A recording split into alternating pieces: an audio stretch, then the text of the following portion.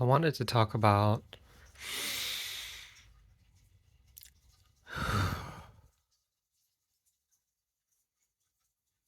all the, I guess you could say, all the problems. They're not really problems, but all the stuff we hear in the news. So things like um, aging population, right? An aging population, decline in fertility rates, climate change, right? Environmental sustainability or unsustainability. Things like economic and income inequality, right? Social inequality, things like AI and perhaps AI um, getting out of hand, right? Going out of control, kind of like Terminator. At first, it seems like all these things are separate, right? Things like increasing mental illness, right? Increasing mental illness, increasing chronic illness, right? Diabetes, heart disease, cancer, Alzheimer's, dementia, metabolic syndrome, high blood pressure, things like it seems like all right. The climate, our health, in economics, AI. It seems like all of these are completely unrelated. In reality, though, they're all connected together. Um, I like to think of it as they're like symptoms. When your body gets sick, you develop a fever, right?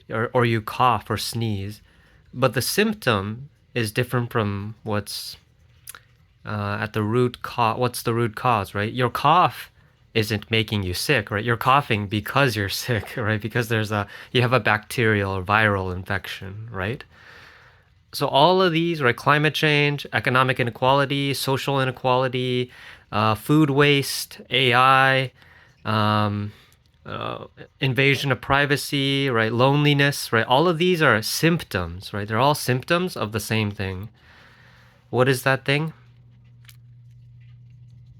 It's hard to put it into words. The best way I can say it is connection. When you lose the connection between yourself and your body, right? That's how you become unhealthy, right? That's how you get disease.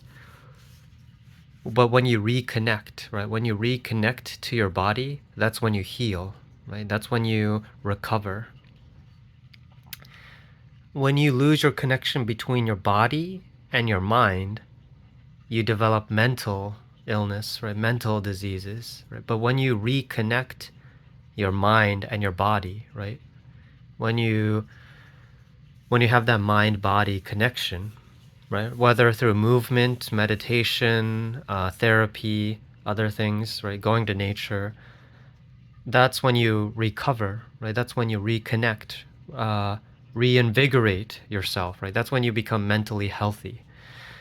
When you have a disconnection between person to person, right? From you to your friends, family, um, co-workers, that's when you get loneliness, right? Isolation.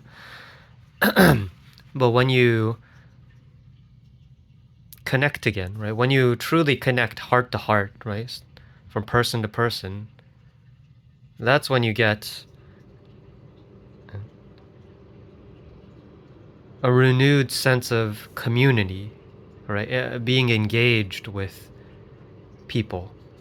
When you lose the connection between person and society, that's when you get inequality, right? Inequality of uh, economic, social, political inequality, right? But when you reconnect the individual to society, right, that's when you get a cohesion, right? Harmony, like an orchestra. Even though everybody's different, right? The trumpets are different from trombones. The piano is different from a violin, right? Even though the instruments are different, right? You work together as a harmony, right? It's harmonious.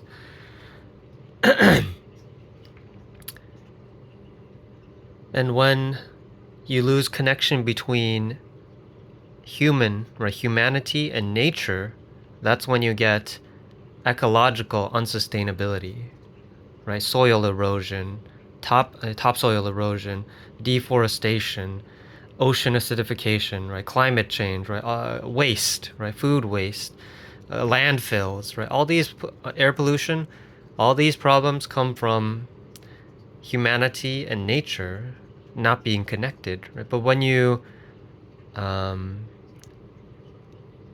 when humanity is able to move with, right, to co-create, I love that word, right, to co-create with nature, right, that's when we get rejuvenation, right, regeneration of soil, regeneration of the ecosystem.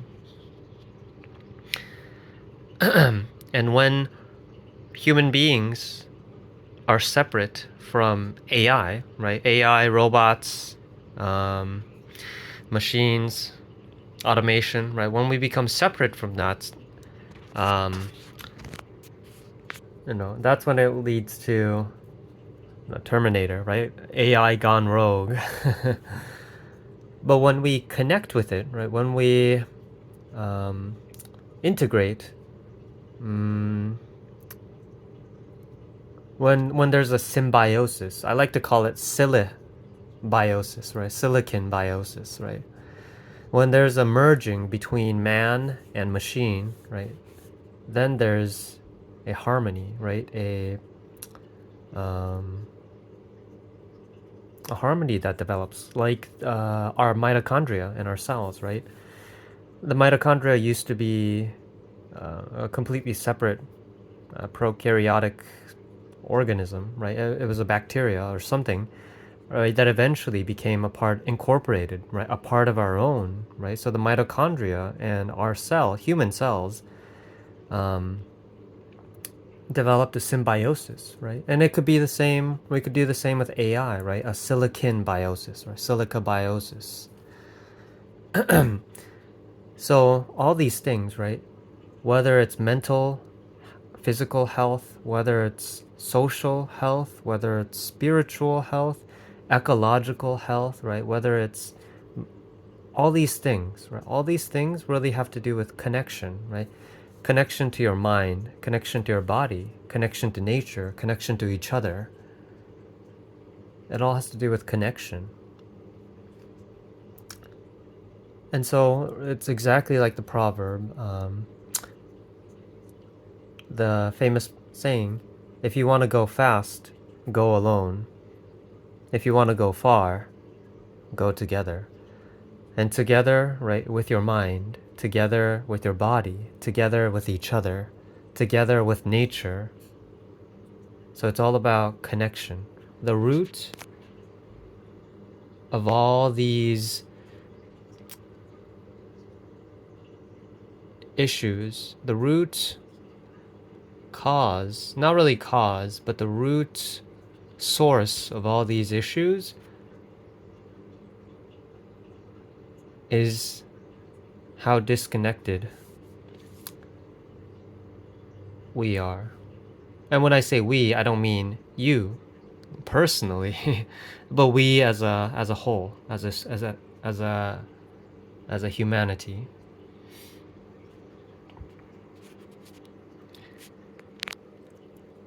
Though I do want to say one more thing. This disconnection, right? Disconnected from mind, body, from each other, from nature. But that's sort of but even that's not really a problem per se, because that's what creates this diversity, right? The form, I get Eckhart Tolle, Ramdas, you would call it, they would call it the formless, right?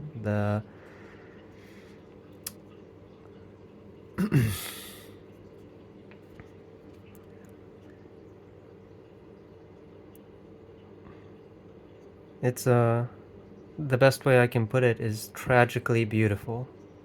This life truly is tragically beautiful. It's that separation, right? The separateness, right, between you and me, right? Me and other, right? Me, there's the self, and then there's other. that separateness, right? The boundary is it.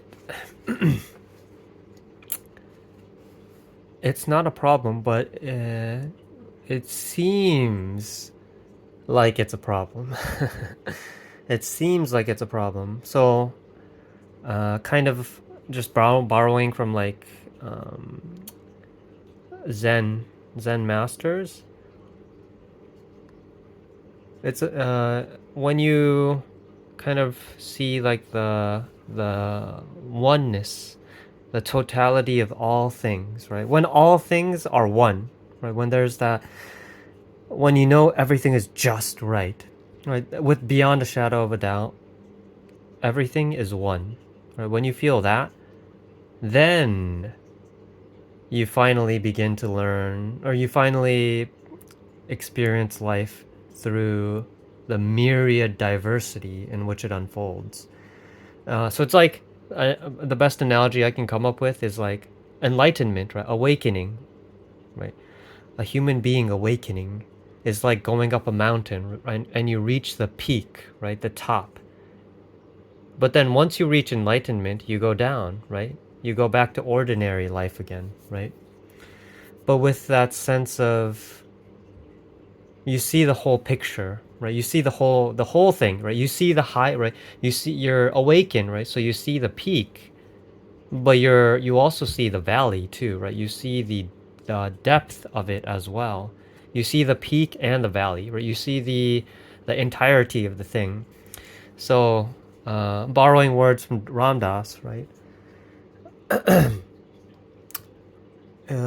You with all these polarities, right? Negative, positive, north, south, east, west. You come to realize that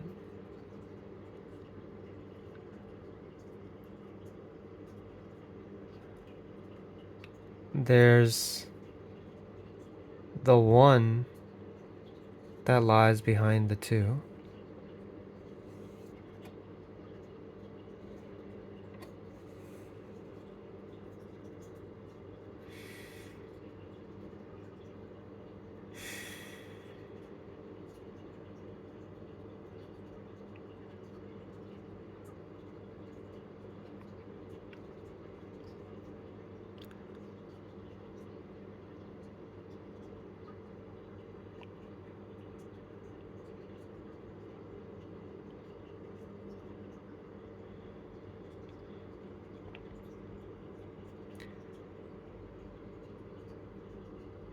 You know, I want to make this a spectacular life,